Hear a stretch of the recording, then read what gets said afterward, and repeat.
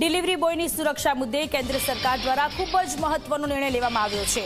10 મિનિટમાં ડિલિવરી પર રોક લગાવવામાં આવી છે। કેન્દ્રીય શ્રમ મંત્રાલયની આ મોટી કાર્યવાહી ઓનલાઈન કંપનીઓ સાથે મનસુખ માંડવિયાની વાતચીત ચાલી રહી છે।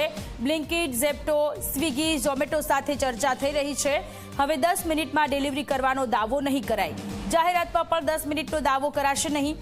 તમામ કંપનીઓએ સરકારને વિશ્વાસ અપાવ્યો છે કે તેઓ પણ 10 મિનિટમાં જે પ્રોડક્ટ પહોંચાડવાનો જે દાવો કરી રહ્યા છે એના પર હવે રોક લાગી ગઈ છે।